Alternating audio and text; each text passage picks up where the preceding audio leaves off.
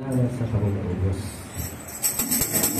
Dumalo sa araw ko na ito.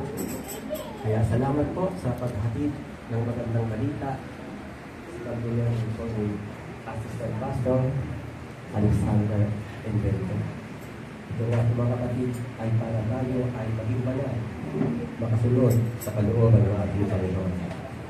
Kaya nga po, wala po tayong ibang dinadakila kundi ang ating Panginoon Jesucristo.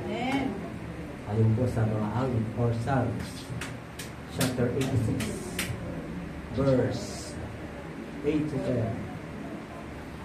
Ating pong tunghayan ang mga Biblia. There is no God like you, O Lord.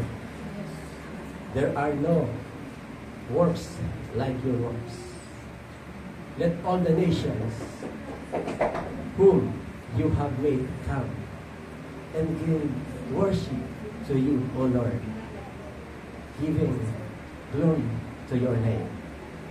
For you are great and do great works of wonder. You are only God. Sa Tagalog po, walang gaya mo sa gitna ng mga Diyos, O Panginoon. Wala mang mga gawang gaya ng iyong mga gawa. Lahat ng mga bansa na iyong nilalang ay magsisiparito at magsisisamba sa harap mo, at kanilang luluwalhatiin ang iyong pangalan. Sapagkat ikaw ay dakila at gumagawa ng kagilagilalas na mga bagay. Ikaw na mag-isa ang Diyos. Kaya mga kapatid, bigyan po natin ng palakpak ang ating Panginoon. To God be the glory. Praise God. Hallelujah. Hallelujah. Hallelujah. In Jesus Christ's name. Kaya salamat sa Panginoon.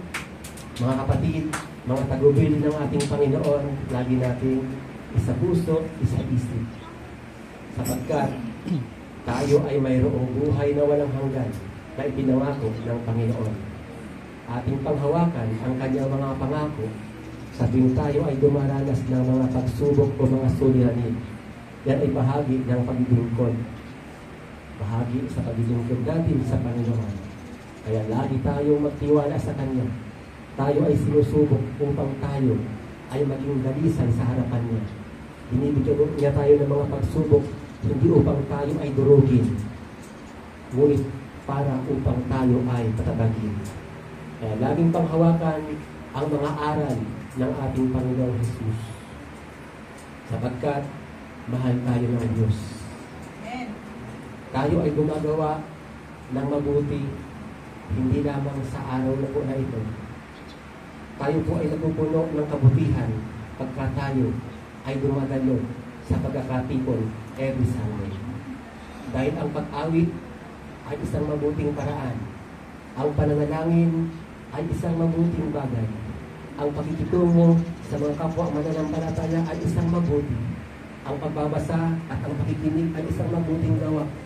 At ang pagbibigay ay isang mabuting gawa. Kaya bilangin po ninyo lahat ang mga mabuting gawa. Marami. Kaya napupuspos tayo ng kabutihan pagka tayo ay nakakadalo every Sunday. At tayo ay pinapatawad sa lahat ng ating mga pagkukulang at mga kasalanan. Dahil sabi nga sa mga awit, Kabanata 34, talata 20 at 2, tinutubos ng Panginoon ang kaluluwa ng kanyang mga lingkod, at wala sa nagsisipagsalong sa kanya ay itinanling may sala. Kaya mga kapatid, patagan natin ang ating pananampalataya sa kanya. Hawitan lagi natin ng Panginoon. Yung mga hinihingi mo, ibinigay na niya. Yan mga kapatid, ang pananampalataya.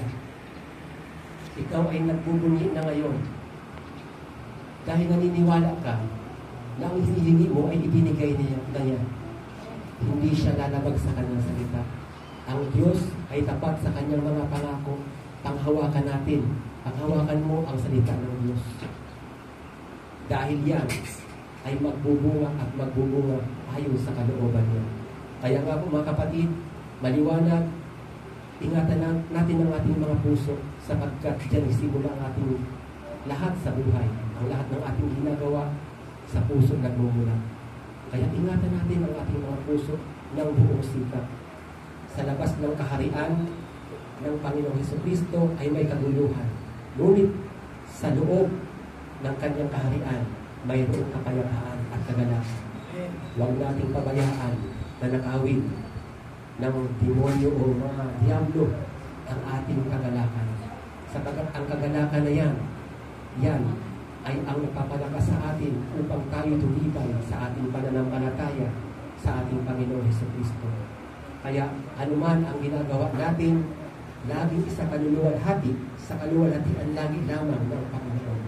Kaya anuman ang hiningi mo, maniwala ka, ibinigay niya. Kung ano ang iyong iniisip ay magiging iyong katotohanan. Yan po ang maliwanag sa sinasabi sa Biblia. Kaya maniwala ka, ibinigay na niya. Ang ngayon mo ay hindi niya ngayon. Kaya magtiwala ka sa banal na takda na oras ng Panginoon. Banal na oras ng Panginoon. Ang ngayon natin ngayon ay hindi ngayon ng Panginoon. Ibang oras niya sa oras natin.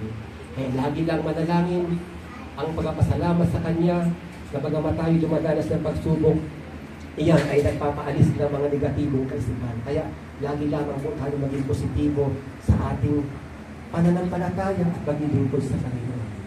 Huwag mawala ng pag-asa. Mahal ka ng Diyos. Huwag natin paniwalaan ang mga inihahasik ng demonyo sa ating mga isipan.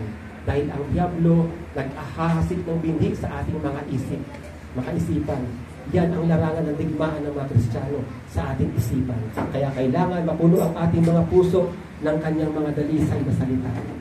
Laging manalangin, isakbat lagi ang buong kagayakan ng Diyos. Efeso Kapitulo 6, versikulo 10 hanggang 17-18. Yan po ang tagubili ng ating Panginoong Hesus. Sa katapos-tapos ay magpakalakas kayo sa Panginoon at sa kapangyarihan ng kanyang kalakasan. Magbihis kayo ng buong kagayakan ng Diyos upang kayo'y magsitibay laban sa mga lalang ng diablo.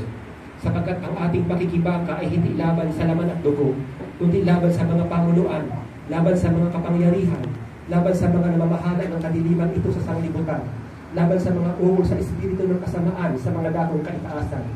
Dahil dito, magsikuha kayo ng buong kagayakan ng Diyos upang kayo'y makakatagal sa araw ng masama. At kung magawa ang lahat ay magsitibay. Magsitibay nga kayo na ang inyong mga baywang ay magligtis ng katotohanan na may sakpat na balutin ng katwiran.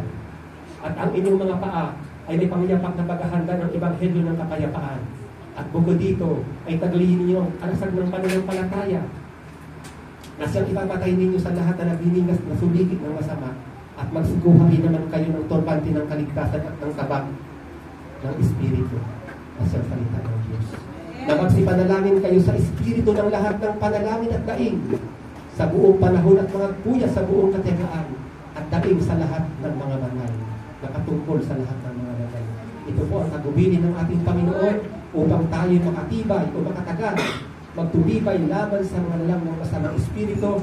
Ito ang ating ibihis, ang buong kagayakan ng Diyos. Tayo ay mga sundalo ng Panginoong Hesus. Tayo ay mga royal family.